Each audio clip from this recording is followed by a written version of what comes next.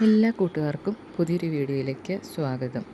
ഇന്ന് നമ്മുടെ വീടുകളിലൊക്കെ സാധാരണമായി കണ്ടുവരുന്ന പനിക്കൂർക്കയെക്കുറിച്ചാണ്. പനിക്കൂർക്കയുടെ ഔഷധ ഗുണങ്ങൾ എന്തൊക്കെയാണെന്ന് നമുക്ക് നോക്കാം. മഴക്കാലമായ നാട്ടിൻപുറങ്ങളിൽ പനിക്കൂർക്കയ്ക്ക് വലിയ ഡിമാൻഡാണ്. ചെറിയ കുട്ടികളൊക്കെ ഉള്ള വീട്ടിലാണെങ്കിൽ പ്രത്യേകിച്ച് മഴക്കാലത്തെ പ്രധാനിയായ പകർച്ചപ്പനിയെ പ്രതിരോധിക്കാൻ മികച്ചൊരു ഔഷധമാണ് പനിക്കൂർക്ക. കർപ്പൂരവല്ലി, കഞ്ഞിക്കൂർക്ക എന്നൊക്കെ ഇത് പറയപ്പെടാറുണ്ട്. ഞങ്ങളുടെ നാട്ടിൽ പനിക്കൂർക്ക തന്നെയാണ് കേട്ടോ പറയാറ്. പേര് സൂചിപ്പിക്കും പോലെ തന്നെ പനി മാറുവാൻ ഏറ്റവും നല്ല ഔഷധമാണ് പനിക്കൂർക്ക. പിന്നെ കൂടാതെ കഫക്കെട്ട്, വയറുവേദന, ചുമ, നീർക്കെട്ട് തുടങ്ങിയ രോഗങ്ങൾക്കും പനിക്കൂർക്ക നല്ലതാണ്. ഇതിൻ്റെ ഇല വാട്ടിയെടുത്ത് നീര് തേനുമായി യോജിപ്പിച്ച് 3 ദിവസം 3 പ്രാവശ്യമായി കഴിച്ചാൽ കഫക്കെട്ടിന് ശമനമുണ്ടാകും. ഷുഗറുള്ളവർ തേൻ ഒഴിവാക്കണം കേട്ടോ. പനിയും ജലദോഷവും ഉള്ളവർ ഇതിൻ്റെ ഇലയിട്ട് ആവി പിടിച്ചാൽ മൂക്കടപ്പൊക്കെ മാറാൻ വളരെ നല്ലതാണ്. പനിക്കൂർക്കയുടെ ഇല ഇട്ട് തിളപ്പിച്ച വെള്ളം കുടിക്കുന്നത് രോഗപ്രതിരോധ ശേഷി വർദ്ധിപ്പിക്കുമെന്ന് ആരോഗ്യ വിദഗ്ധർ പറയാറുണ്ട്. പനിക്കൂർക്ക ഇലയുടെ നീര് ദിവസവും മിതമായ രീതിയിൽ കഴിക്കുന്നത് അസ്ഥികൾക്ക് ബലവും ആരോഗ്യവും നൽകാൻ സഹായിക്കുന്നു.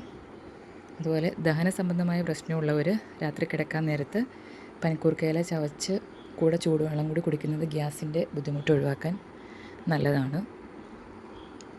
അതുപോലെ പീരീഡ്സിൻ്റെ സമയത്ത് വയറുവേദന ഉള്ളവർക്കൊക്കെ രാവിലെ വെറും വയറ്റിൽ പനിക്കൂർക്ക ഇല ഇട്ട് തിളപ്പിച്ച വെള്ളം കുടിക്കുന്നത് നല്ലതാണെന്ന് പറയാറുണ്ട്.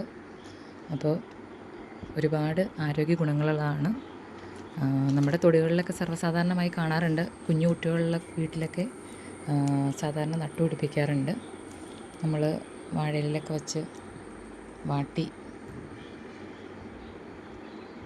അതിൻ്റെ നീരെടുത്ത് ചെറിയ കുട്ടികൾക്കൊക്കെ ഇറ്റിച്ച് കൊടുക്കാറുണ്ട്. കുട്ടികളുടെ പ്രതിരോധശേഷി വർദ്ധിപ്പിക്കുന്നതൊക്കെയാണ് പറയാറ്. അപ്പോൾ പനിക്കൂർക്ക നിസ്സാരക്കാരനല്ല.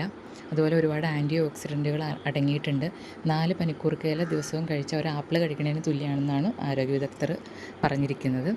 അപ്പോൾ ഇതൊക്കെ വീട്ടിലുണ്ടെങ്കിൽ നശിപ്പിച്ച് കളയാതെ ഒരു ഔഷധമായിട്ട് കണക്കുകൂട്ടി അതിനെ നമ്മൾ നല്ല രീതിയിൽ കൈകാര്യം ചെയ്ത് വളർത്തണം.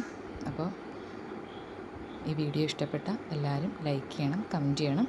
അപ്പോൾ അടുത്തൊരു വീഡിയോയുമായി കാണുന്നവരേക്കും എല്ലാവർക്കും tata, bye bye, see U.